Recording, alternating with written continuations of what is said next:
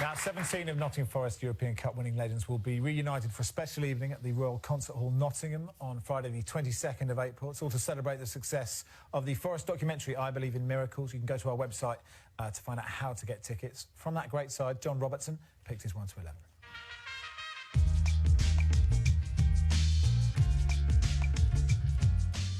I'm John Robertson. This is my best 11 who I've played with. My system will be 4-4-2, I think.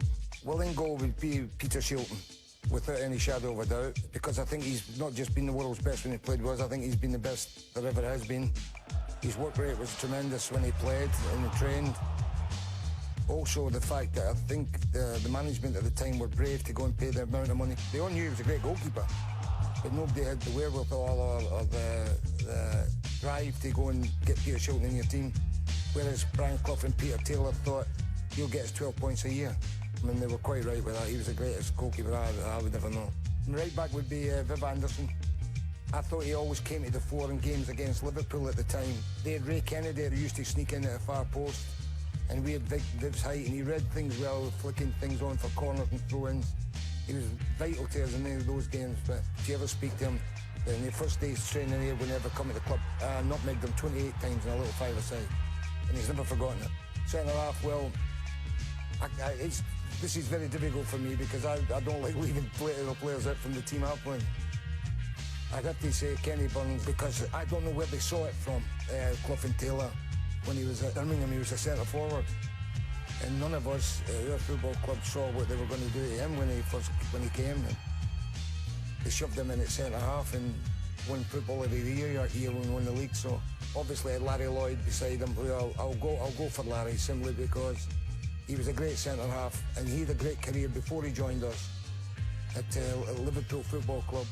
He won the league in UEFA Cup before he even came to us.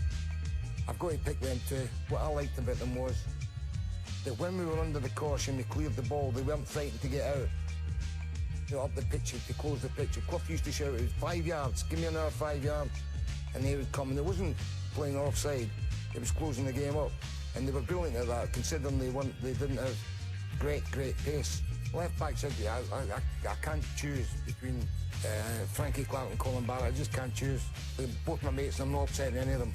Well, Frank came in 1975. I think he was Brian Clough's first signing. When I first adapted to the left wing, he kept telling me to put me right when we didn't have the ball. Frank used to keep putting me right in defensive positions. And I could never tackle my granny anyway, but I used to get myself back into whereas somebody coming across the pitch, looking across, would see me instead of, so they didn't play that ball. Colin came in, I think, as a centre-half from Man City. The goal he scored against Liverpool, for me, is one of the biggest goals in Forest history. And there's a funny story about when Colin scored the second goal against Liverpool, and the fact that when he went on his run, the bench kept saying, where's he going? Where's he going? Where's he going? Oh, good goal.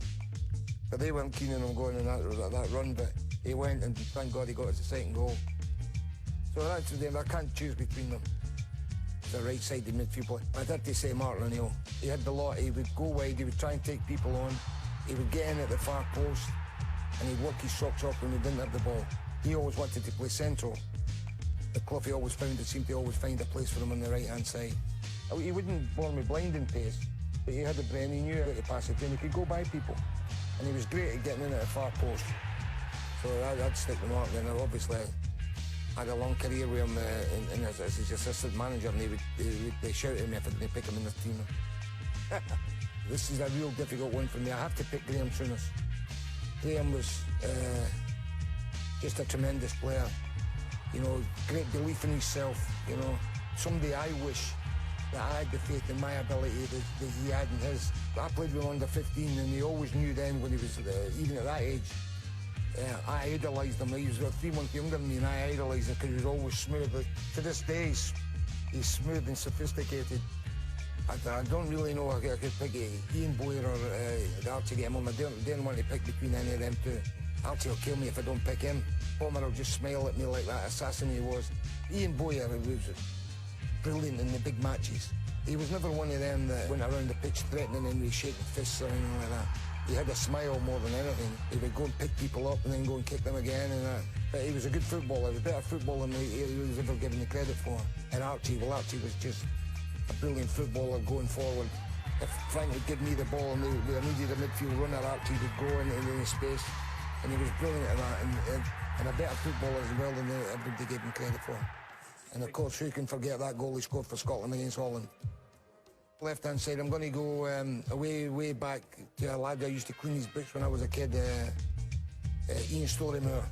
He had a bit of everything. Great composure in front of goal, strong. For me, between 1968, when I joined as an apprentice, to 1972, in my eyes, I think he kept them in the Premier League for them 4 seasons with his goals. Again, I don't want to vote against Bittles or Woodcock. I'll go for them too. There's Peter Witt for a start, who was a really top player.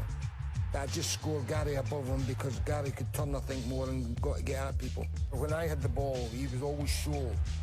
But whether it was over the top, he always made up my mind for me, made my job easier.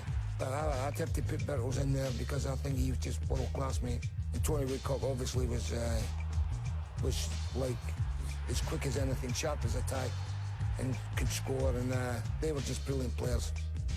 I'm John Robertson, that was my 1-2-11. There's people who were brilliant players that I left out who didn't deserve to be left out, but I had to pick them 11 players, and I hope the rest of them aren't upset with me. Here is that team. We will allow you to have 13 men because it's a pretty solid side.